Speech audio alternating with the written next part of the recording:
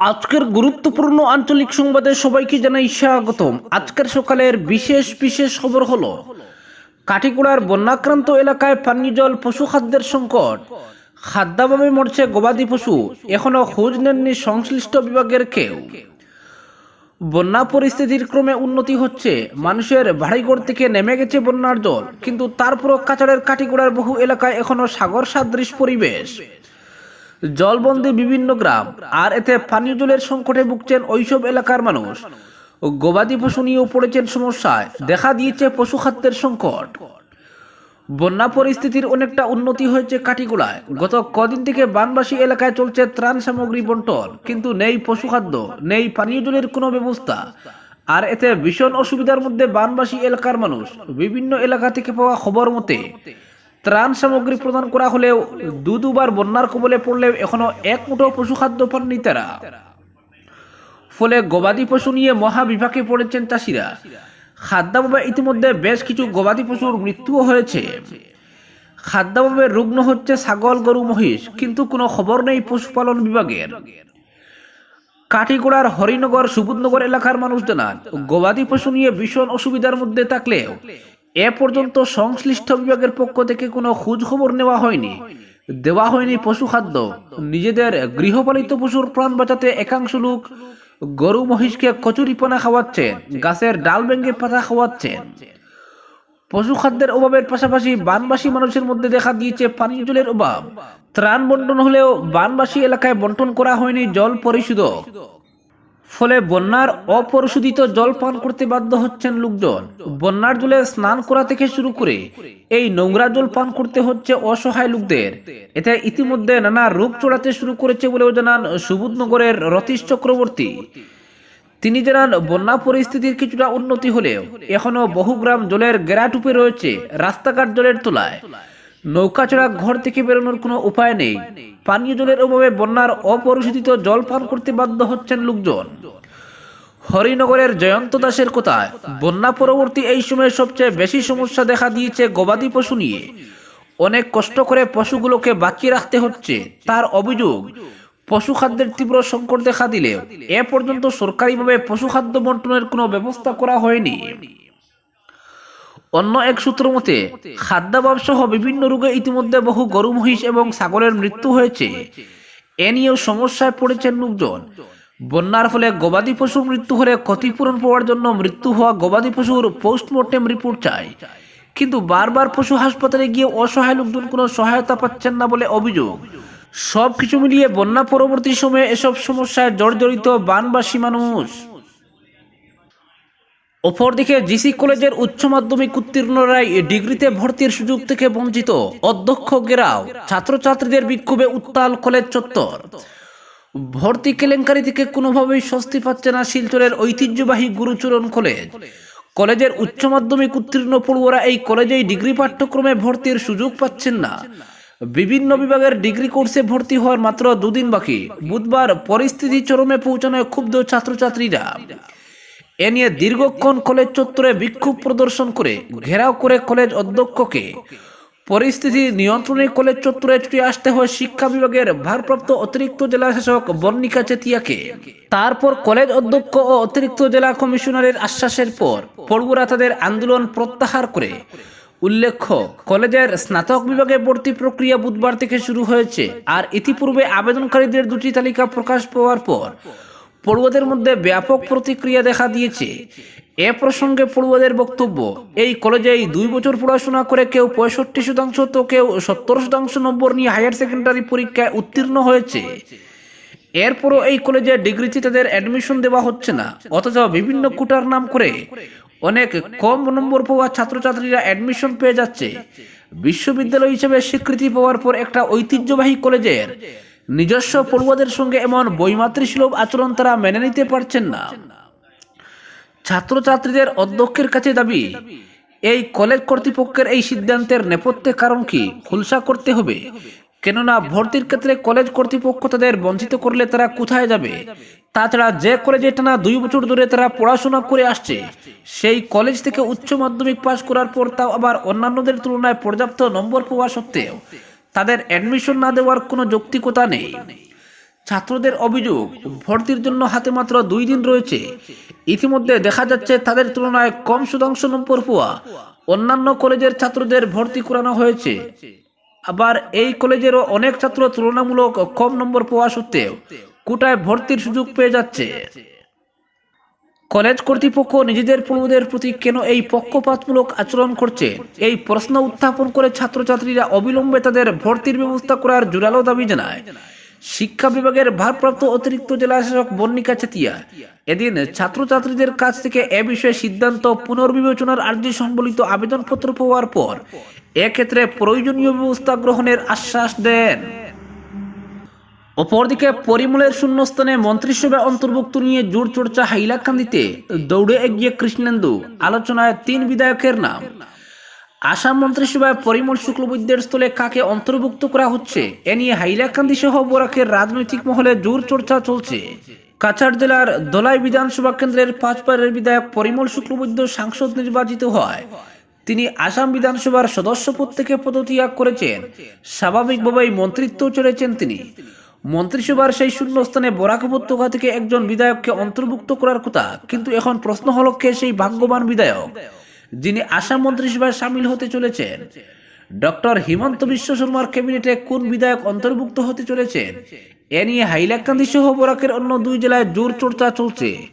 লক্ষণীয় ব্যাপার হচ্ছে কোনো বিজেপি নেতাই এ নিয়ে আগ বাড়িয়ে মন্তব্য করতে চাইছেন না। যদিও মন্ত্রিসভায় অন্তর্ভুক্তির ব্যাপারে পাতারকান্দির বিধায়ক কৃষ্ণেন্দু পাল অনেক এগিয়ে রয়েছেন। এ ব্যাপারে তার পাল্লা ভারী বলে শোনা যাচ্ছে। লোকসভা নির্বাচনের প্রচারে এসে মুখ্যমন্ত্রী করিমগঞ্জে বক্তব্য রাখতে গিয়ে ইঙ্গিত দিয়েছিলেন আসাম মন্ত্রিসভায় করিমগঞ্জ জেলার প্রতিনিধিত্ব থাকবে। মুখ্যমন্ত্রীর এহেন ঘোষণার পর পাতারকান্দির বিধায়ক কৃষ্ণেন্দু পালের নাম চর্চায় উঠে এসেছে। করিমগঞ্জ লোকসভা কেন্দ্রের বিজেপি প্রার্থী কৃপনাথ মালা জয়ী হলে উদাহরণস্বরূপ করিমগঞ্জবাসীকে মন্ত্রিত্ব দেওয়া হবে। মুখ্যমন্ত্রীর এমন ঘোষণার পর বিধায়ক কৃষ্ণেন্দু পালের মন্ত্রী হওয়া এক প্রকার নিশ্চিত হয়ে গেছে বলে রাজনৈতিক সচেতন মহলের অভিমত। 15 আগস্ট স্বাধীনতা দিবসের আগে মন্ত্রিসভা পুনর্গঠিত হবে বলে জানা গেছে। আর এই পুনর্গঠিত মন্ত্রিসভায় পাতারকান্দির বিধায়ক কৃষ্ণেন্দু পাল অন্তর্ভুক্ত হওয়ার কথা। এ পর্যন্ত সবকিছু ঠিকঠাক থাকলেও হঠাৎ করে কৃষ্ণেন্দু পালের নামের সঙ্গে লক্ষ্মীপুরের বিধায়ক কৌশিক রায় ও উদারবন্দের বিধায়ক মিহিরকান্তি সোমের নাম নিয়েও আলোচনা শুরু হয়েছে। বিজেপির একটি মহল 2 বারের বিধায়ক মিহিরকান্তি সোমকে আসাম মন্ত্রিসভায় অন্তর্ভুক্ত করার পক্ষপাতী। অন্যদিকে লক্ষ্মীপুরের বিধায়ক কৌশিক রায়কেও মন্ত্রিসভায় অন্তর্ভুক্ত করতে চাইছে বিজেপির অন্য মহল। কাকে মন্ত্রী করা হবে এ নিয়ে জোর আলোচনা চললেও এক্ষেত্রে শেষ কথা বলবেন মুখ্যমন্ত্রী স্বয়ং। মুখ্যমন্ত্রী যাকে চাইবেন তাকেই মন্ত্রী করা হবে, এতে কোনো দ্বিমত থাকার কথা নয়। তবুও রাজনীতি বলে কথা, তাই এ নিয়ে ভিন্ন মত উঠে আসছে। কৃষ্ণেন্দু পাল, কৌশিক রায় ও মিহিরকান্তি সোম এই 3 জনেরই নিজস্ব সমর্থক রয়েছেন, আর সমর্থকদের নেতার পক্ষে আওয়াজ তোলার অধিকার রয়েছে। আর তাই আসাম মন্ত্রিসভায় অন্তর্ভুক্তি নিয়ে কৃষ্ণেন্দু পাল, কৌশিক রায় আর মিহিরকান্তি সোমের সমর্থকদের মধ্যে জোর আলোচনার খবর পাওয়া গেছে। অপরদিকে নিখোঁজ হওয়ার 24 ঘন্টার মাথায় স্কুল ছাত্রের ঝুলন্ত মৃতদেহ উদ্ধারের ঘটনাকে কেন্দ্র করে তীব্র চাঞ্চল্য বিরাজ করছে নিলামবাজারে। আত্মহত্যা না পরিকল্পিত খুন তা নিয়ে দ্বন্দ্বে পড়েছে পুলিশ। ঘটনাটি ঘটেছে কেউটকুনাজবির মেঘনা বোড়ান্তর গ্রামে। জানা গেছে নিলামবাজার থানাধীন মেঘনা বোড়ান্তর গ্রামের ভূপেন্দ্র কুমার নাথের ছেলে অমলনাথ উচ্চ মাধ্যমিকের 1ম বর্ষের ছাত্র সোমবার বিকেলে ঘর থেকে কোথাও বেরিয়ে পড়েছে। রাতে ঘরে না ফেরায় পরিবারের লোকরা অনেক খোঁজাখুঁজি করেন, কিন্তু অমলের কোনো সন্ধান পাওয়া যায়নি। মঙ্গলবার বাড়ি থেকে প্রায় 8 কিলোমিটার দূরে জঙ্গলাকীর্ণ নির্জন এলাকায় একটি গাছে গলায় দড়ি দিয়ে অমলের লাশ ঝুলছে দেখতে পান স্থানীয়রা। খবর দেওয়া হয় নিলামবাজার পুলিশে। প্রাথমিক তদন্তের পর স্থানীয় ম্যাজিস্ট্রেটের উপস্থিতিতে এদিন সন্ধ্যায় মৃতদেহ উদ্ধার করে ময়নাতদন্তের জন্য করিমগঞ্জ সিভিল হাসপাতালে পাঠিয়ে দেওয়া হয়। প্রত্যক্ষদর্শীদের মতে উদ্ধার হওয়া যুবকের শরীরে আঘাতের চিহ্ন রয়েছে রক্তপাতের দাগ। তাই হতভাগ্য যুবকের পরিবার এটা আত্মহত্যা মানতে নারাজ।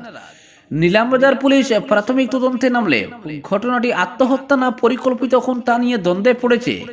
তবে হতভাগ্য যুবকের মৃত্যুর কারণ খুঁজে বের করতে তদন্ত অব্যাহত রেখেছে পুলিশ। ময়নাতদন্তের রিপোর্ট এলে তদন্ত সহজ হয়ে যাবে এমনটাই দাবি পুলিশের। জানা গেছে হতভাগ্য অমলের মরদেহ এদিন করিমগঞ্জ হাসপাতালে ময়নাতদন্ত না হওয়ায় বুধবার সকালে শিলচর মেডিকেল কলেজ হাসপাতালে নিয়ে যাওয়া হয়। সেখানে ময়নাতদন্তের পর বিকেলে অমলের মৃতদেহ পরিবারের হাতে সমঝে দিয়েছে পুলিশ।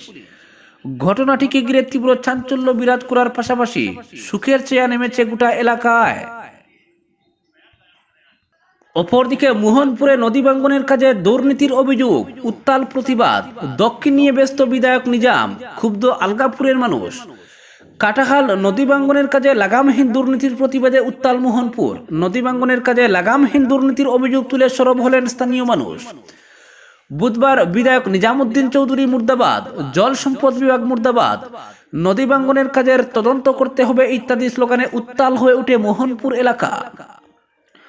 স্থানীয় পশ্চিম মোহনপুর জিপির এপি সদস্য আইনুল হক, তমিজউদ্দিন, তৈয়বউদ্দিন, মইনুল হক সহ অন্যান্যরা অভিযোগ উত্থাপন করে বলেন, সরকার কোটি টাকা খরচ করেছে কাটাখাল নদীর মোহনপুর বেড়াখালের পাড় ভাঙ্গনের কাজে, কিন্তু বরাদপ্রাপ্ত ঠিকাদার মর্জি মাফিক কাজ করে নিজের পকেট ভারী করেছেন। তারা বলেন, সরকারি গাইডলাইন অমান্য করে কাজ হয়েছে, কাজের গুণগত মান নিয়েও তারা অভিযোগ তুলেন। তারা বলেন, এই নদী ভাঙ্গনের ফলে গোটা উত্তর হাইলাকান্দি বন্যার জলে প্লাবিত, অথচ সরকার বন্যা নিয়ন্ত্রণের জন্য কোটি কোটি টাকা খরচ করছে, কিন্তু সরকারি টাকা জ্বলে যাচ্ছে। সরকারি কাজে দুর্নীতি সংগঠিত হলেও রহস্যজনকভাবে নীরব ভূমিকায় আলগাপুরের বিধায়ক নিজামুদ্দিন চৌধুরী। তারা অভিযোগ করে বলেন, সম্প্রতি লোকসভা নির্বাচনে এই এলাকার মানুষ বিজেপিকে সমর্থন করায় তাদের খবর নেননি কোনো জনপ্রতিনিধি। আক্ষেপ করে বলেন, স্থানীয় বিধায়ক নিজামুদ্দিন চৌধুরীরও খোঁজ খবর নেই, তিনি ব্যস্ত দক্ষিণ হাইলাকান্দি নিয়ে। মোহনপুরের 80% ভোট পেয়ে বিধায়ক নির্বাচিত হয়েছেন, অথচ সংকটের সময় তিনি একদিনও এসে খবর নেননি। বিধায়ক নিজামের এমন ভূমিকার তীব্র নিন্দা জানান স্থানীয় মানুষ।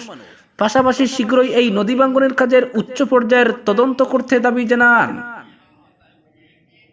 অপরদিকে বিলবাড়িতে লঙ্গাইয়ের বাদে ফাটল, আতঙ্কে স্থানীয়রা। পাতারকান্দির দক্ষিণ বিলবাড়ি গ্রামের শিব মন্দির লাগোয়া লঙ্গাই নদীর বাদে বিরাট ফাটল দেখা দেওয়ায় আতঙ্ক বোধ করছেন গ্রামবাসীরা। দক্ষিণ বিলবাড়ির শিব মন্দিরের পাশে নদীর বাদে গত দুদিন আগে বিরাট আকারের ফাটল দেখা দেয়। পরে বিষয়টি জল সম্পদ আধিকারিক ও বিধায়ক কৃষ্ণেন্দু পালকে অবগত করা হয়। এতে এদিনই ঘটনাস্থলে জল সম্পদ বিভাগের জেলা কার্যনির্বাহী আধিকারিক সহ পাতারকান্দির কার্যনির্বাহী আধিকারিক ও বিভাগের অন্যান্য আধিকারিকরা ঘটনাস্থল পরিদর্শন করে মেরামতের আশ্বাস প্রদান করেন। তাদের প্রতিশ্রুতি মতো কাজ চলাকালীন অবস্থায় মঙ্গলবার ফের বাঁধের অর্ধেক অংশ নদীতে তলিয়ে যায়। এতে নতুন করে আতঙ্ক দেখা দেয় স্থানীয়দের মধ্যে।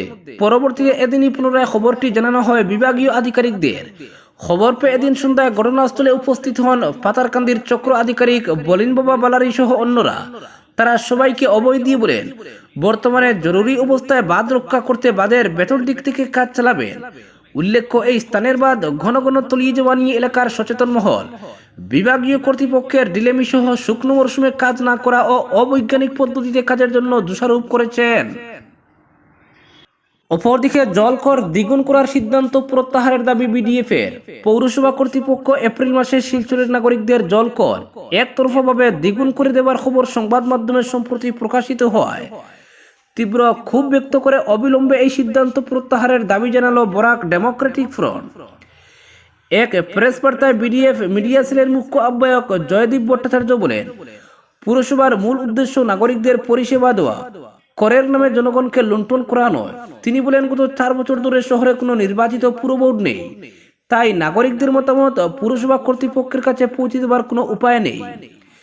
এমতাবস্থায় পুরো এলাকার জলকর একতরফাভাবে দ্বিগুণ করার অধিকার সিইও কোথা থেকে পেলেন? তিনি বলেন যে তারা এর তীব্র প্রতিবাদ জানাচ্ছেন। জয়দীপ এদিন আরো বলেন যে শহরের পৌর এলাকার নাগরিক পরিষেবা তলানিতে পৌঁছেছে। পানীয় জলের কথাই যদি ধরা হয়, অধিকাংশ পরিবারই পর্যাপ্ত জল পান না। যদি কোনো নাগরিক পাম্প লাগিয়ে অবৈধভাবে জল চুরি করে থাকেন, তা দেখার দায়িত্ব পৌর কর্তৃপক্ষ তথা প্রশাসনের। অথচ এই ব্যাপারে আজ অবধি কোনো সক্রিয়তা চোখে পড়েনি। একে তো সরবরাহ অপর্যাপ্ত, এর উপর যে জল পাওয়া যায় তা অপরিশোধিত ও নোংরা।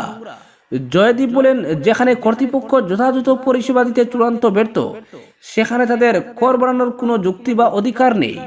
তাই অবিলম্বে এই বর্ধিত কর প্রত্যাহার করে আগের কর পরিকাঠামো বহাল রাখতে হবে, অন্যথা এই নিয়ে বৃহত্তর আন্দোলনে যেতে বাধ্য হবে বরাক ডেমোক্রেটিক ফ্রন্ট। আজকের বিশেষ সংবাদ এখানেই সমাপ্ত।